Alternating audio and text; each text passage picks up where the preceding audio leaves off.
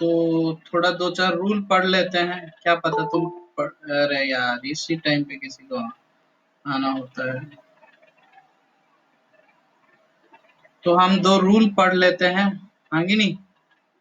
कौन सा रूल तक पढ़े थे हम? रूल नंबर 55A तक पढ़े थे, special flight permit, rule number 55A। आज कौन सा रूल पढ़ेंगे? Rule number 56, Indian aircraft operating outside India. जाता है ना? क्या है? इंटरनेशनल एयरलाइंस ऐसे बोलते हो ना? तो वो इंडियन एयरक्राफ्ट आउटसाइड इंडिया जाएगा तो कौन सा रूल आपको एप्लीकेबल होगा? Rule number 56। इसमें अंदर घुसो मत, जानने की जरूरत नहीं है, बस रूल याद करो। हमें ज्यादा पढ़ना है CR 145 और CRM, ठीक है। उसके बाद रूल नंबर 57, एयरक्राफ्ट में कौन सा इंस्ट्रूमेंट फिट होते हैं, कौन सा इक्विपमेंट फिट होते हैं, उनके लिए कौन सा रूल है? रूल नंबर 57, एयरक्राफ्ट की सीजी को देखने के लिए, सेंटर ऑफ ग्रेविटी के लिमिट में है कि नहीं देखने के लिए, जानते हो ना सेंटर ऑफ ग्रेविटी? हम एयरक्राफ्ट को वेइंग करते रहते हैं, बैलेंसिंग चेक करते रहते हैं। सीजी अगर लिमिट में है तो बैलेंस में है, बेसिक एरोडायनेमिक्स में पढ़ोगे। तो वेट एंड बैलेंस के लिए रूल नंबर 58 लागू होता है, ठीक है।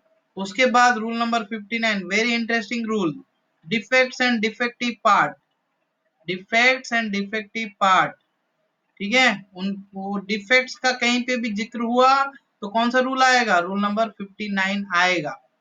लेकिन कोई फॉरेन एयरक्राफ्ट इंडिया में आया है, उसमें डिफेक्ट आ गया तो कौन सा रूल लागू होगा? 59A। तो ये 4-5 रूल आज पढ़ लेना, ठीक है। बहुत जल्दी हमारा रूल्स खत्म होने वाला है, ज्यादा रूल बचा नहीं है, इतना ही रूल बचा है, इतना और इतना, ठीक है।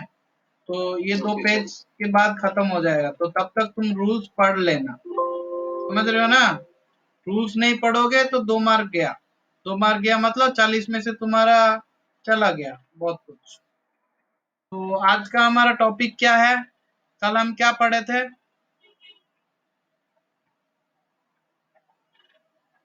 क्या पढ़े थे कल, याद है कि भूल गए? Maintenance data. मेंटेनेंस डाटा का सबसे पहला पैराग्राफ क्या था? ऐसा कोई पूछता है क्या? फिर भी मैं पूछ लेता हूँ। जो भी एप्लीकेबल करंट मेंटेनेंस डाटा है वो मेंटेन करके रखना है और वही यूज करना है, दैट्स ऑल, आगे नहीं। दूसरा पैराग्राफ में क्या था कि मेंटेनेंस डाटा किस किस चीजों को बोला जाएगा, ये 5 पॉइंट्स को बोला जाएगा। कोई डीजीसीए ने रिक्वायरमेंट इशू किया है, कोई एयरवर्नेस डायरेक्टिव इशू किया है, या तुम जहाज खरीदते टाइम टीसी होल्डर ने, डिजाइनर ने, मैन्युफैक्चरर ने तुम्हें क्या देता है? आईसीए, इंस्ट्रक्शंस फॉर कंटिन्यूइंग एयरवर्नेस, वही aircraft maintenance manual, component maintenance manual, ये सबको बोलते हैं, ठीक है। और लास्ट को क्या है? कोई स्टैंडर्ड है जिसको डीजीसीए ने रिकॉग्नाइज कर दिया है, तो उस ऑर्गेनाइजेशन का वो स्टैंडर्ड्स, मेंटेनेंस प्रैक्टिसेस को भी तुम आज in the form of maintenance data use कर सकते हो। ये सारी चीजों को मेंटेनेंस डाटा बोलते हैं। और पैराग्राफ नंबर सी में क्या दिया था? क्या दिया था? ऑर्गेनाइजेशन के पास प्रोसीजर होना चाहिए, किसके लिए? किसके लिए? inaccurate, incongruent, ambiguous procedure। हाँ, इनकम्प्लीट मेंटेनेंस डाटा कभी फाउंड हुआ तो किसको इन्फॉर्म करना है? देखते रहो स्क्रीन पे, notified to the author, author को बतानी है, उसके लिए प्रोसीजर बनानी है, ओके। पैराग्राफ नंबर डी में किसकी? सर समझाओ सर, ये ऑथर कहां से आ गया सर, समझाओ। ऑथर मतलब तुम्हारे एयरक्राफ्ट कहां से खरीदा? मान लो बोइंग 737 कहां से खरीदा? बोइंग से खरीदा। बोइंग एक क्या है? डिजाइनर भी है, टीसी होल्डर है, और क्या है? मैन्युफैक्चरर भी है, हाँ कि नहीं? तो उसको तो उसी ने ही तुम्हारा मेंटेनेंस डाटा लिखा है, तो उसको ऑथर बोला जाता है, ठीक है। ऑथर मतलब कोई पर्सन हो जरूरी नहीं है, ठीक है। ऑर्गेनाइजेशन भी आज ऑथर फॉर्म में लिखा गया है, समझाना पड़ेगा। बड़े हो गए तो वर्ड्स हम अलग डबल मीनिंग यूज कर लेते हैं, तो हम ये चीजें यूज नहीं कर पाएंगे क्या? समझे? Same thing. अभी पैराग्राफ डी में क्या बोला है, कभी भी तुम मेंटेनेंस डाटा को मॉडिफाई करते हो तो मॉडिफाई करने के बाद भी वो क्या रहता है, एज ए मेंटेनेंस डाटा ही रहता है, लेकिन मॉडिफाई करने का प्रोसीजर कहाँ लिखा रहता है, मेंटेनेंस ऑर्गेनाइजेशन एक्सपोजिशन है वही। ओके। तो इसके बाद और एक चीज मैं बताया था कि मेंटेनेंस इंस्ट्रक्शन मतलब क्या है, कि to complete a particular maintenance task, तुम्हें जो इंस्ट्रक्शन चाहिए उसे बोला जाता है मेंटेनेंस इंस्ट्रक्शन।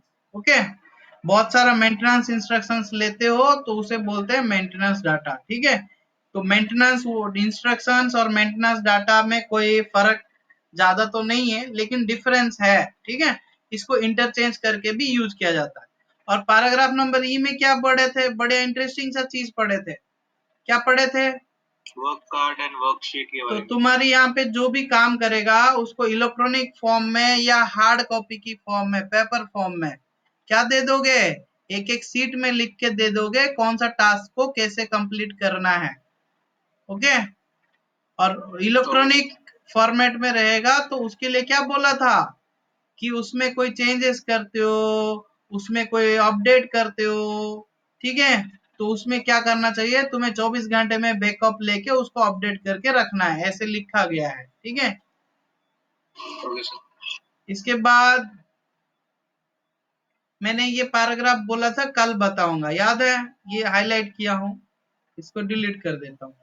वो बोला है कि where the organisation provides maintenance service to an aircraft operator, मतलब यहाँ पे किस मेंटेनेंस ऑर्गेनाइजेशन के बारे में बात हो रहा है, एक इंडिपेंडेंट मेंटेनेंस ऑर्गेनाइजेशन के बारे में बहुत बात हो रहा है, वो ऑपरेटर नहीं है, वो इंडिपेंडेंट मेंटेनेंस ऑर्गेनाइजेशन है। अभी तुम खुद का एक मेंटेनेंस ऑर्गेनाइजेशन का अप्रूवल ले लेगा तो तुम्हें क्या बोला जाएगा, इंडिपेंडेंट मेंटेनेंस ऑर्गेनाइजेशन।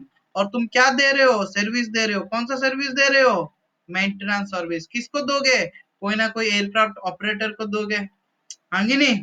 तो उस केस में भी तुम क्या यूज करोगे, वर्क कार्ड या वर्क शीट्स यूज करोगे। कब यूज करोगे, कब यूज करोगे, ड्यूरिंग मेंटेनेंस, सर्विस के हाँ। टाइम पे।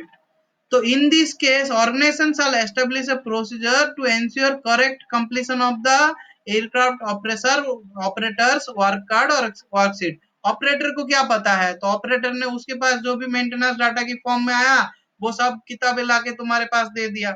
लेकिन यहाँ पे मेंटेनेंस ऑर्गेनाइजेशन को क्या दिया गया है, रेस्पॉन्सिबिलिटी दिया गया है कि वो प्रोसीजर बनाएगा और इंश्योर करेगा कि करेक्टली वर्क कार्ड बन के उसके अनुसार ऑपरेटर का मेंटेनेंस हो रहा है कि नहीं एयरक्राफ्ट का। ओके, और पैराग्राफ एफ में क्या बोले थे कि वो चीज रेडीली अवेलेबल होना चाहिए, हाँ कि नहीं। और पैराग्राफ जी में क्या पढ़े थे कि हम ऐसे प्रोसीजर बनाएंगे जैसे हमारा maintenance data up to date रहेगा। ठीक है, तो आज हम एएमसी स्टार्ट करते हैं। एएमसी में क्या बोला है कि मेंटेनेंस डाटा, पैराग्राफ बी बोला है, 45 बी क्या था, मेंटेनेंस डाटा के बारे में था कि कौन सी चीजों को मेंटेनेंस डाटा बोला जाएगा, कौन सी चीजों को मेंटेनेंस डाटा बोला जाएगा, यही था ना पैराग्राफ बी।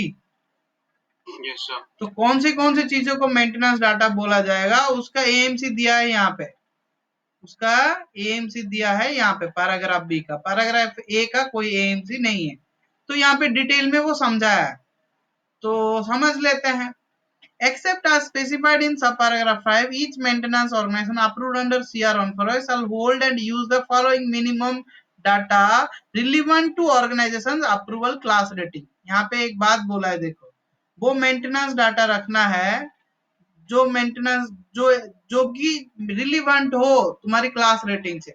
जैसे तुम्हारी एक एयरक्राफ्ट का मेंटेनेंस हो रहा है, वो एयरक्राफ्ट कौन सा है, सेसना है, और तुम एयरबस का मेंटेनेंस डाटा लेके बैठे हो तो वो रिलीवेंट मेंटेनेंस डाटा बोला जाएगा, relevant to your approval class rating बोला जाएगा, नहीं बोला जाएगा।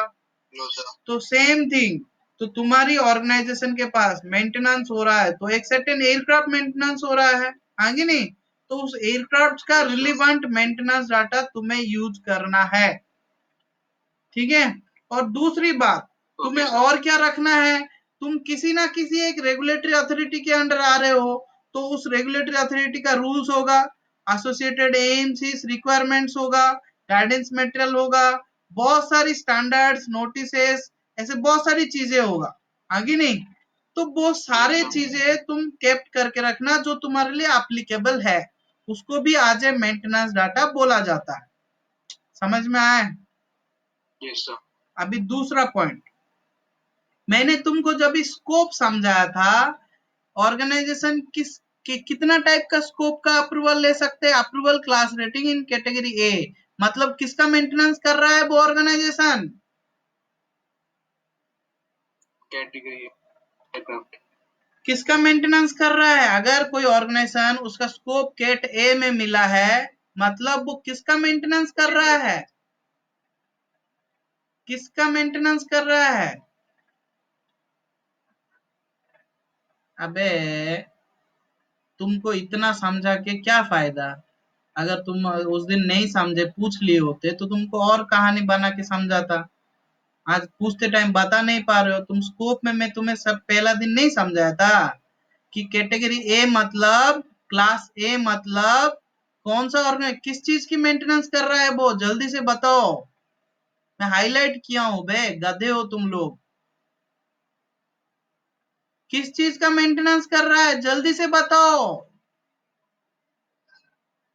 येलो कलर में हाईलाइट कर दिया मैंने। एयरक्राफ्ट की एयरक्राफ्ट की मेंटेनेंस कर रहा है, इसलिए उसको कैट ए ऑर्गेनाइजेशन बोला जाता है। ठीक है सर, तो एयरक्राफ्ट का तो मेंटेनेंस होगा। तो तुम चुप रहो, ठीक है। तो यहाँ पे कैटेगरी ए मतलब किसका मेंटेनेंस कर रहा है वो, एयरक्राफ्ट की एयरक्राफ्ट की मेंटेनेंस कर रहा है। तो कैटेगरी ए मेंटेनेंस ऑर्गेनाइजेशन है, तो वो क्या क्या चीजें मेंटेन करके रखेगा।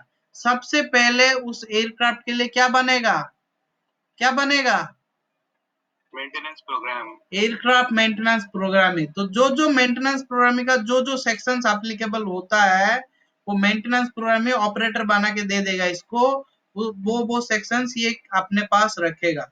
दूसरा बात क्या रखेगा, आप aircraft maintenance manual, repair manual, supplemental structural inspection document, इसको एसएसआईडी बोलते हैं शॉर्ट में, कोरोजन कंट्रोल डॉक्यूमेंट, ठीक है, service bulletin, service letters, service instructions, modification leaflets, NDT manual, parts catalogue, type certificate data sheet. Type certificate जब तुम aircraft खरीदते हो ना, TC holder TCDS type certificate data sheet का फॉर्मेट दे देता है तुम्हें, कॉपी, ठीक है। तो कोई अदर डॉक्यूमेंट जरूरी पड़ा तो, ठीक है।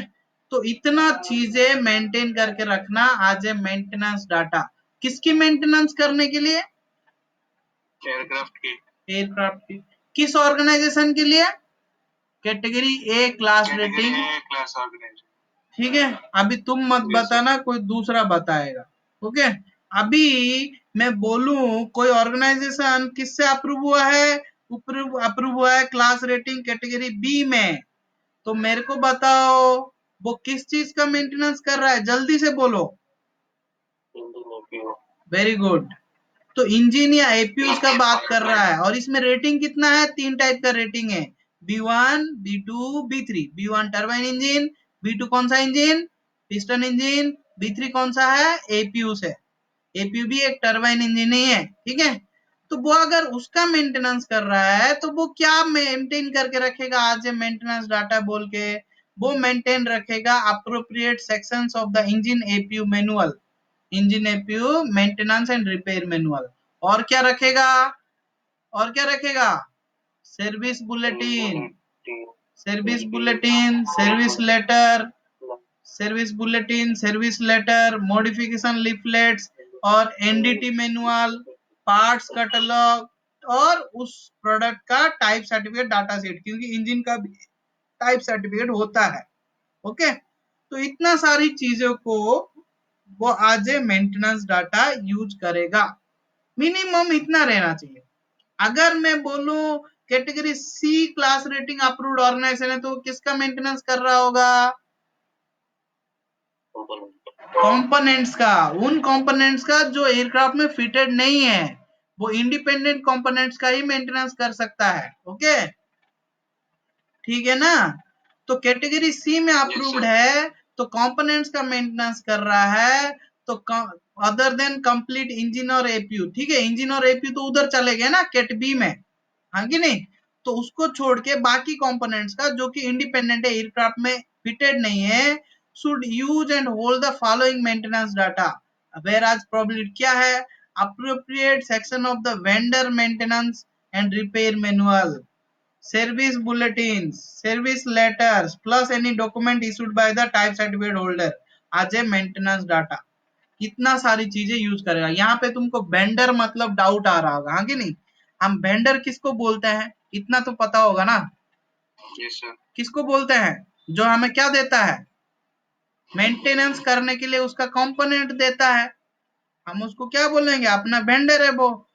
जैसे ऑपरेटर हमें देता है तो हम ऑपरेटर बोलते हैं, उसका जहाज का हम मेंटेनेंस करते हैं, तो ऑपरेटर उसका मेंटेनेंस प्रोग्रामिंग के साथ सारे मेंटेनेंस डाटा हमको दे देता है, मेंटेनेंस ऑर्गेनाइजेशन को। सेम थिंग यहाँ पे वेंडर भी अपना मेंटेनेंस एंड रिपेयर मैनुअल के साथ सर्विस बुलेटिन, सर्विस लेटर, कोई भी अदर डॉक्यूमेंट टीसी होल्डर ने इशू किया आज मेंटेनेंस डाटा बोल के, उसको भी क्या करेगा, यूज करेगा कैटेगरी सी ऑर्गेनाइजेशन। और इसके बाद सबसे लास्ट को आता है कौन सा, कैटेगरी डी। कैटेगरी डी, यहाँ पे एक छोटा सा एग्जांपल दिया है, वो तुम खुद पढ़ लेना, डाउट आया तो पूछना। यहाँ पे कैटेगरी डी क्लास रेटिंग में अप्रूव्ड है, तो वो क्या करते हैं कैटेगरी डी वाले, कोई बताएगा। कैटेगरी डी मतलब क्या, specialised, NDI, NDT, NDI NDT ये सब करते हैं, और उसको बोलते हैं स्पेशलाइज्ड सर्विस। एनडीआई एनडीटी जैसा बहुत सारा काम होता है एयरक्राफ्ट में, लेकिन डीजीसीए ने उसको एड्रेस नहीं किया, यहाँ पे नहीं दिया है। तो कैटेगरी डी मतलब तुम्हें बोलना है स्पेशलाइज्ड सर्विस करता है, प्रोवाइड करता है, तो उसमें आता है रेटिंग, रेटिंग डी1 में क्या आता है, एनडीटी। तो ये hold and use all applicable specialised service process specifications, ये आज मेंटेनेंस डाटा के फॉर्म में यूज होगा।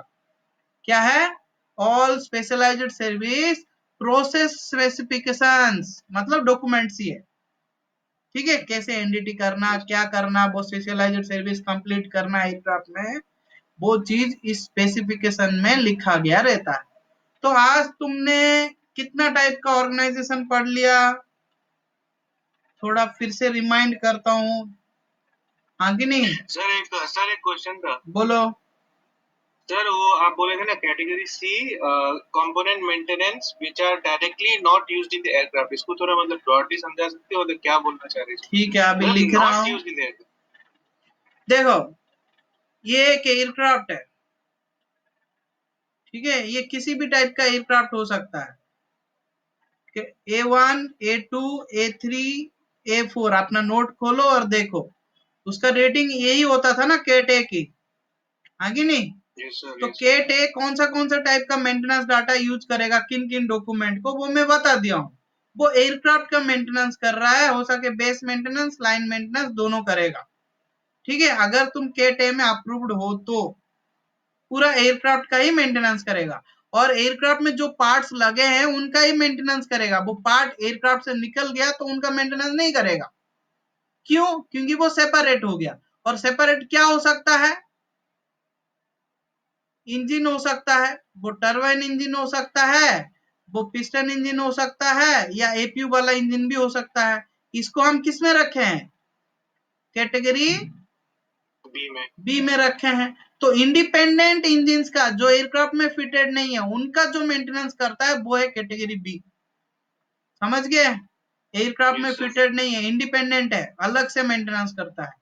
अभी ये इंजन और एपीयू में या एयरक्राफ्ट में कोई भी कंपोनेंट है, वो कंपोनेंट C1 से लेके C22 तक इतना कंपोनेंट सिस्टम से, कंपोनेंट सिस्टम मतलब कोई सिंगल कंपोनेंट नहीं है, कंपोनेंट सिस्टम से, ठीक है।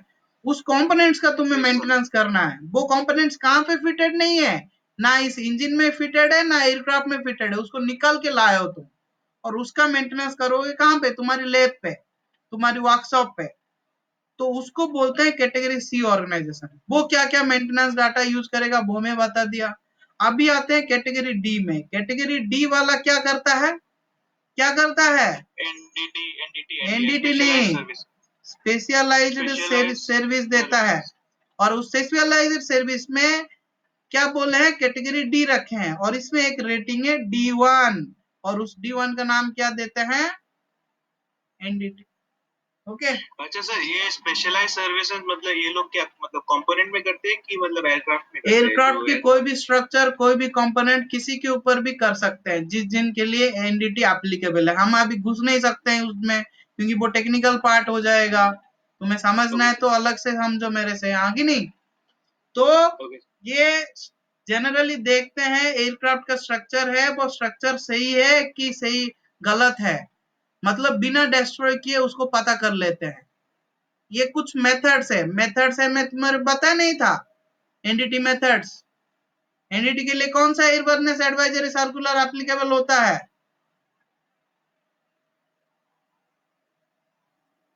कुछ पढ़ते नहीं हो यार।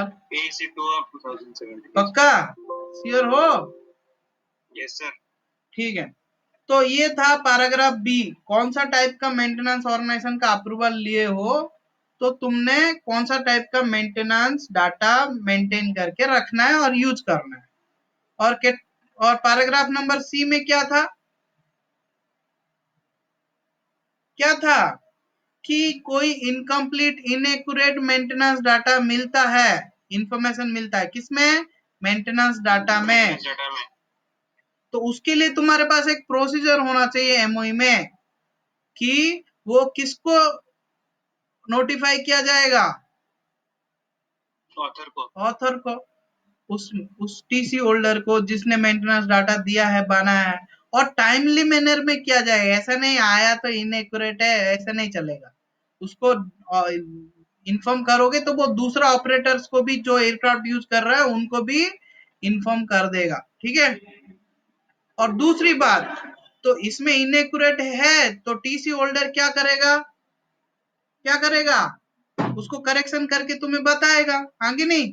तो करेक्शन होगा तो तुम्हारे पास आएगा, तो तुम करेक्शन होने के बाद उसका रिकॉर्ड कितने दिन तक रखोगे, until such time, हाईलाइट किया हूं देखो यहाँ पे, until such time as the TC holder has clarified the issue। मतलब जो प्रॉब्लम आया था उसको टीसी होल्डर ने जब तक नहीं बता देता है कि तुम्हें ये रखना है, मैं क्लैरिफाई करके देता हूँ, ओके हो गया अभी ये डाटा यूज करो, तब तक तुम क्या करोगे, वो वो उसका रिकॉर्ड मेंटेन करके रखोगे। किसका रिकॉर्ड, जिसमें इनएक्यूरेसी फाइंड होके आया है, जिस मेंटेनेंस डाटा तुम यूज कर रहे हो उसमें कोई इनएक्यूरेसी आया है, तो उसको तब तक रखना है जब तक टीसी होल्डर ने तुमको कंफर्मेशन नहीं दे देता है। और इससे रिलेटेड सारे प्रोसीजर एमओई में है, ठीक है। जी सर। उसके बाद जाते हैं पैराग्राफ नंबर डी में। पैराग्राफ नंबर डी में क्या बोला है, the referenced procedure should address the need for, paragraph D में क्या लिखा था मेरे को सबसे पहले बता दो, क्या था, प्रैक्टिकल डेमोन्स्ट्रेशन हट, ऑफ अ मैकेनिक एंड ज्यादा चालाक बन रहे हो। पैराग्राफ नंबर डी में था कि मेंटेनेंस डाटा को मॉडिफाई किया जाता है, लेकिन मेंटेनेंस डाटा की इंटेंशन को बिना बदले हुए। कभी कभी हमारा इजीनेस के लिए हम बहुत सारी चीजें बदल के बोलते हैं, जैसे कोई सिंगर ने एक गाना गाया है, तुम उसको अपनी सुर में, अपनी ताल में अलग तरीके से गाना बना देते हो, एंजॉय करते हो, हाँ कि नहीं, लेकिन मीनिंग तो वो ही रहता है, हाँ कि नहीं। तो सेम थिंग, उसका तुम्हारा आवाज तो सेम नहीं हो सकता है, लेकिन मीनिंग तो सेम है ना गाने का।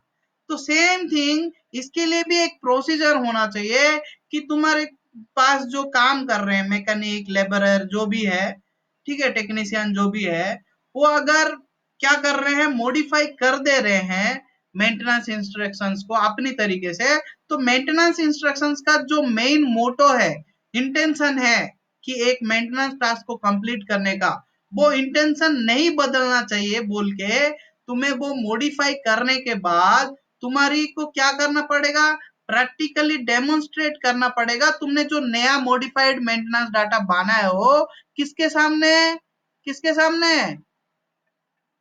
क्वालिटी पर्सनल के सामने। ठीक है, अगर वो मान गया कि ये जो मॉडिफाइड मेंटेनेंस डाटा है, अगर वो सेटिस्फाइड हो जाता है कि modified maintenance data type certificate का, टाइप टीसी होल्डर का जो मेंटेनेंस डाटा को तुम मॉडिफाई कर दे हो, उसके हिसाब से सही से मेंटेनेंस हो सकता है। जो पहले से मेंटेनेंस डाटा था उससे जैसे मेंटेनेंस होता था, अभी इससे भी वैसे ही मेंटेनेंस होगा। तो वो क्या कर देगा, कंफर्मेशन दे देगा कि भाई मॉडिफाइड मेंटेनेंस इंस्ट्रक्शंस तुम यूज कर सकते हो। ठीक है, तो मॉडिफाइड मेंटेनेंस इंस्ट्रक्शन किस किस केस में यूज कर सकते हो, फॉलोइंग सर्कमस्टांसेस दिया है, 3 सर्कमस्टांसेस कि कब जरूरी पड़ता है या कब किस केस में मॉडिफाइड मेंटेनेंस डाटा को तुम यूज करते हो। सबसे पहले, वेयर द टीसी होल्डर या supplemental type certificate holders original intent can be carried out in A more practical या मोर एफिशिएंट वे। किसी ने गाना गाया है, तुम उससे भी बेहतर गा सकते हो, तो टीसी होल्डर ने तुमको मेंटेनेंस डाटा दिया है, तुम उससे भी बेहतर लिख सकते हो, तो लिखो और उसके हिसाब से मेंटेनेंस करो, क्योंकि तुम्हारे पास काम करने वाले और आसान तरीके से उस मेंटेनेंस डाटा को फॉलो करके बहुत क्विकली कम टाइम में मेंटेनेंस कर देंगे, तो टाइम बचा तो ऑर्गेनाइजेशन का पैसा भी बचा ना, आगे नहीं। तो तुम और इंप्रूव करके टीसी होल्डर से भी इंप्रूव करके यूज कर सकते हो, तो फिर मॉडिफाई करो। दूसरी बात, where the TC or STC holder original intent cannot be achieved by following the maintenance instructions। मतलब इसमें कुछ गड़बड़ी है, जो टीसी होल्डर ने, एसटीसी होल्डर ने तुम्हें डाटा दिया है मेंटेनेंस डाटा, उसमें क्या हुआ है, कुछ तो गलती है जिसकी वजह से तुम्हारी क्या नहीं हो रहा है, मेंटेनेंस सही तरीके से कंप्लीट नहीं हो रहा है। कोई कंपोनेंट रिप्लेस करना चाहते हो, ओरिजिनल मेंटेनेंस इंस्ट्रक्शंस को फॉलो करोगे तो वो कंपोनेंट रिप्लेस ही नहीं हो पा रहा है, इसका मतलब वो मेंटेनेंस इंस्ट्रक्शंस गलत है, मेंटेनेंस डाटा गलत है। तो उस केस में भी तुम्हें मेंटेनेंस इंस्ट्रक्शंस को क्या करना पड़ेगा, मॉडिफाई करना पड़ेगा। और इसके लिए क्या करना पड़ेगा, उसकी ऑथर को इन्फॉर्म करना पड़ेगा। किस पैराग्राफ के हिसाब से, पैराग्राफ सी के हिसाब से, आगे नहीं, जिसके लिए प्रोसीजर हमने कहा रखा है,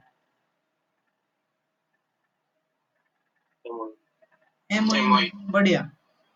और क्या है, for the use of alternative tools और इक्विपमेंट। तुम्हारी मेंटेनेंस डाटा में कोई टूल लिखा गया, इक्विपमेंट लिखा है ड्यूरिंग मेंटेनेंस यूज करने के लिए, और तुम और कोई टूल यूज कर रहे हो, वो पॉसिबल नहीं है, अलाउड नहीं है। लेकिन तुम अगर यूज कर रहे हो तो वो टूल यूज करने का प्रोसीजर बदल जाएगा ना, क्योंकि वो सारे टूल को यूज करने का एक ही मेथड नहीं रहता है, और मेथड कहाँ पे है, मेंटेनेंस डाटा में है। तो तुम अल्टरनेटिव टूल यूज कर रहे हो तो अल्टरनेटिव इंस्ट्रक्शंस भी किसमें डालोगे,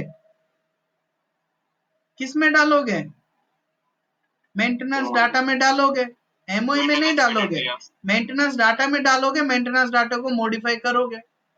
क्यों, क्योंकि देखो इस चीज को समझा नहीं है तो मैं समझा देता हूँ।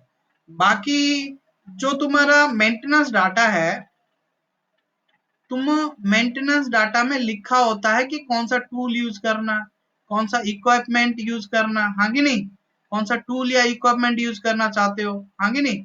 तो वही इक्विपमेंट यूज करोगे तो उस मेंटेनेंस में प्रोसीजर भी लिखा हुआ है। क्या प्रोसीजर लिखा है, वो टूल और इक्विपमेंट को कैसे यूज करके मेंटेनेंस टास्क को कैसे कंप्लीट करना है। लेकिन तुम अभी क्या कर रहे हो, मेंटेनेंस डाटा ही यूज कर रहे हो, लेकिन ये टूल के बदले कोई दूसरा टूल यूज कर रहे हो, टूल नंबर 1 या इक्विपमेंट नंबर 1, ये दूसरा टूल है, कोई और कंपनी बनाया है, जिसने टीसी होल्डर ने ये टूल का नाम इस मेंटेनेंस डाटा में दिया ही नहीं है ये टूल। तो इस केस में तुम्हारे मेंटेनेंस डाटा में भी क्या करना पड़ेगा, मॉडिफाई करना पड़ेगा, ये टूल को यूज करने का प्रोसीजर इसमें ऐड करना पड़ेगा। तो ऐसे 3 कारण है कि जिसकी वजह से तुम मेंटेनेंस डाटा को क्या करते हो, मॉडिफाई करते हो।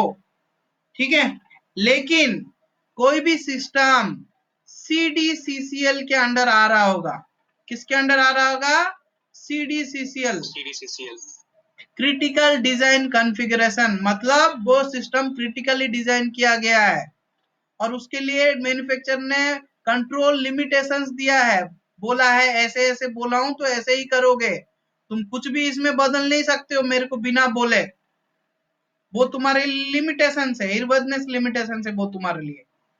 तो उस केस में उसका जो मेंटेनेंस डाटा दिया होगा, उसकी मेंटेनेंस इंस्ट्रक्शंस में तुम कोई भी मॉडिफिकेशन क्या नहीं कर सकते हो, कर नहीं सकते हो। अगर करते हो that constitutes an aircraft modification, वो एक बहुत बड़ा मॉडिफिकेशन माना जाएगा, और वो मॉडिफिकेशन किसके द्वारा अप्रूव किया जाएगा, CR-21 ऑर्गेनाइजेशन के द्वारा अप्रूव किया जाएगा। जब तक उस मॉडिफिकेशन किए हो मेंटेनेंस इंस्ट्रक्शंस में, उसको CR-21 के द्वारा अप्रूव नहीं किए हो, तब तक उसको यूज नहीं कर सकते हो तुम। समझ में आया? इसलिए CDCCL से रिलेटेड जो सिस्टम्स है, फॉर एग्जांपल फ्यूल टैंक है, ऑटो पायलट है, ऐसे कुछ सिस्टम्स है, तो उसमें क्या नहीं कर सकते हो, वो CDCCL के दायरे में आता है। ये एक अलग ही प्रिंसिपल है, मैं फ्यूल टैंक सेफ्टी पढ़ाते टाइम CDCCL का प्रिंसिपल बताऊंगा। ओके, तो तुम उनकी कोई भी मेंटेनेंस इंस्ट्रक्शंस को मॉडिफाई नहीं करोगे, अगर करोगे तो उसको एक बहुत बड़ा मॉडिफिकेशन समझा जाएगा, डिजाइन चेंज समझा जाएगा, और डिजाइन के लिए कौन है, कौन है, CR-21। और उसका अप्रूवल भी लेना पड़ेगा। समझ में आया? चलो आगे बढ़ते हैं, समझ में आ रहा है ना? Yes sir. अभी आते हैं 45E। जब जो पढ़ाता हूं ना उतना दिन उतना पेजेस पढ़ लिया करो, तो तुम्हारी पूरा प्लान बन जाएगा आगे। तो 45E में क्या बोला था, क्या बोला था, वर्क कार्ड या वर्कशीट्स, ओके, वर्क कार्ड या वर्कशीट्स के बारे में बोला था। तो ये ऑर्गेनाइजेशन क्या करेगा, ट्रांसक्राइब मतलब लिखेगा किसमें, एक कार्ड में, मतलब एक पेपर में, कि एक एक पर्टिकुलर मेंटेनेंस टास्क को कैसे कंप्लीट करना है, उसको स्टेप बाय स्टेप लिख देगा। ठीक है, और उसमें ये भी आइडेंटिफाइड होगा कौन सा सिस्टम के लिए कौन सा सिस्टम CDCCL के अंडर में आते हैं, क्योंकि उनका इंस्ट्रक्शंस बिल्कुल भी अनफॉलो नहीं करना है, नॉन कंप्लायंस नहीं करना है। क्यों, वो सिस्टम बंद पड़ गया ना, तो एयरक्राफ्ट गया। इसीलिए वो जैसे लिखोगे मेंटेनेंस डाटा से, एयरक्राफ्ट मेंटेनेंस मैनुअल पूरा ढूंढोगे नहीं, एयरक्राफ्ट मेंटेनेंस मैनुअल में से कौन सा टास्क को कैसे कंप्लीट करना है एक एक कार्ड में लिख दोगे। जब कोई उस मेंटेनेंस टास्क को करने के लिए जाएगा, ऑब्वियसली वो कार्ड लेके जाएगा, और वो कार्ड का रेफरेंस कहां दिया होगा, मेंटेनेंस प्रोग्रामिंग में। ओके, अभी relevant parts of the organisation means क्या है, relevant parts of means of organisation मतलब ऑर्गेनाइजेशन का डिफरेंट डिफरेंट डिपार्टमेंट। ऑर्गेनाइजेशन क्या कर रहा होगा, हो सके बेस मेंटेनेंस कर रहा होगा, लाइन मेंटेनेंस कर रहा होगा, इंजन वर्कशॉप्स होगा, मैकेनिकल वर्कशॉप होगा, एविनिक्स वर्कशॉप होगा, ऐसे डिफरेंट डिफरेंट वर्कशॉप्स होगा कि नहीं, डिफरेंट डिफरेंट डिपार्टमेंट्स होगा कि नहीं, तो उसको ही बोलते हैं ऑर्गेनाइजेशन का डिफरेंट डिफरेंट पार्ट। ओके, इसको लिए तुम डाउट मत होना, ये वर्ड यूज किया था रिक्वायरमेंट में, हम AMC में उसका मीनिंग जान रहे हैं। ठीक है, और कुछ नहीं है। तो डिफरेंट डिफरेंट ऑर्गेनाइजेशन की सारे पार्ट में ये तुम्हें वर्क कार्ड या वर्कशीट क्या करनी है, सप्लाई करनी है, बना के, ऐसा नहीं करके एक जगह रख दिया अलमारी में और सब आके लेके जाएंगे, वैसे नहीं है। ठीक है ना? वर्क कार्ड में क्या होगा, work card should differentiate and specify, particular work card बनाए हो ना, तो वो वर्क कार्ड को कैसे तुम ये करोगे, कैसे तुम ये करोगे कि कोई वर्क कार्ड बताएगा कि ये डिसअसेंबली का वर्क कार्ड है, ये असेंबली का रीअसेंबली का वर्क कार्ड है, ये टेस्टिंग का वर्क कार्ड है, तो ऐसे करके सेपरेट करके रखोगे वर्क कार्ड्स को, ताकि तुम्हारा टाइम जो है बच जाए और कंप्लीट भी हो जाए मेंटेनेंस टास्क सही टाइम पे। ओके, अभी आते हैं पैराग्राफ नंबर F में। पैराग्राफ नंबर F में क्या बोला था, कि जब भी तुम मेंटेनेंस टास्क को डाटा को ढूंढते हो, वो भी मेंटेनेंस को कंप्लीट करने के लिए, वो तुम्हारे पास क्या हो जाना चाहिए, क्या होना चाहिए, रेडीली अवेलेबल होना चाहिए। रिक्वायरमेंट में पढ़े थे कि नहीं, पढ़े थे कि नहीं? तो data being made available to the maintaining personnel maintaining aircraft means that the data should be available in a close proximity. मतलब इतना पास में होना चाहिए डाटा कि तुरंत मिल जाए और वो जाके तुरंत उसको फॉलो करके क्या कर दे, मेंटेनेंस कर दे या सर्टिफाई कर दे या स्टडी करना चाहे तो कर पाए।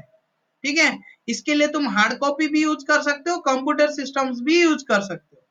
ठीक है, उसमें कोई ये नहीं है, पेपर कॉपीज भी यूज कर सकते हो, उसमें कोई लिमिटेशंस नहीं है तुम्हारे लिए, लेकिन रेडीली अवेलेबल होना चाहिए, क्लोज प्रोक्सिमिटी में तुम्हारे पास मेंटेनेंस डाटा होना चाहिए। समझ में आया? Yes sir. इसके बाद लास्ट पैराग्राफ था जी। जी में क्या बोला था, बोला था किसी को तुम ये रेस्पॉन्सिबिलिटी दोगे कि मेंटेनेंस डाटा को हमेशा वो कीप करके रखेगा अपडेट कंडीशन में। वो अपडेट कंडीशन में कैसे रख पाएगा, वो हमेशा टीसी होल्डर के साथ क्या कर रहा होगा, कांटेक्ट में रहेगा, टीसी होल्डर से जो भी चीज आता है उसको क्या करेगा, रिसीव करेगा, तभी जाके तुम्हारी मेंटेनेंस डाटा में अमेंडमेंट करेगा, अमेंडमेंट स्टेटस को आज इट इज जैसे रहना चाहिए वैसे रख पाएगा। समझ में आया? तो ये Yes, था sir. मेंटेनेंस डाटा के बारे में, इसका इतना ही मेंटेनेंस डाटा के बारे में हम पढ़ लिए हैं। Okay, Yes, sir. दूसरा है प्रोडक्शन प्लानिंग। यहाँ पे प्रोडक्शन मतलब कुछ मैन्युफैक्चरिंग या प्रोडक्शन नहीं करते हैं, यहाँ पे प्रोडक्शन मतलब बोला गया है मेंटेनेंस को ही प्रोडक्शन बोला गया है।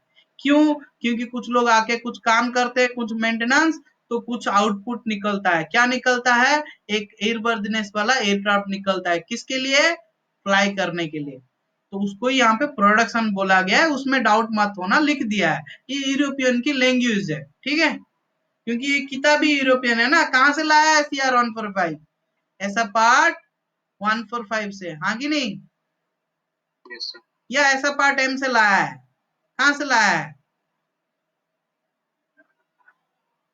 कहाँ से लाया है? Sir, CR 145. Sir, CR 145. ऐसा पार्ट 145 से लाया है, ऐसा यूरोपियन कंट्री वालों ने बनाया था, उसको डीजीसीए ने कॉपी करके लाया, तो डीजीसीए ने उसका नाम दे दिया CAR 145। ठीक है, 145. क्योंकि इंडिया में जो कोई भी रिक्वायरमेंट इशू होता है, डीजीसीए उसको क्या नाम देती है, civil aviation requirement, shortly CR। Yeah. बस ऐसा काट दिया, बस 145 जैसा है वैसे लगा दिया। ऐसा पार्ट 145 यूरोपियन वाले यूज करते हैं, हम CR 145 यूज करते हैं, दोनों में कोई डिफरेंस नहीं है, बिल्कुल नहीं है। ठीक है, चलो आज के लिए इतना ही। आज जो भी पढ़ा है उसमें कोई डाउट है तो पूछ सकते हो।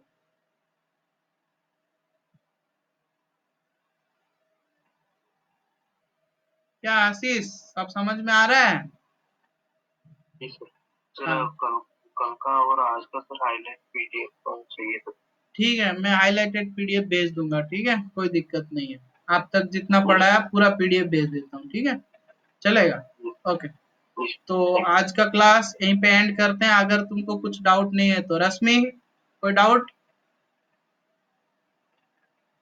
हाँ सर। ठीक है, और एक बात बोलना चाहता हूँ, तुम फॉर्म भर देना, मॉड्यूल 10 का मत भरना। ठीक है, आने वाले नेक्स्ट सीजन में भरना, एक ही बार में निकालना। ठीक है, और तुम्हारे एग्जाम के टाइम पे मैं क्लास होल्ड में भी रखूंगा, तुम बोलोगे तो एक 5 दिन पहले होल्ड में रखेंगे, हाँ कि नहीं? Okay sir. ओके, चलो चलो एंड करो।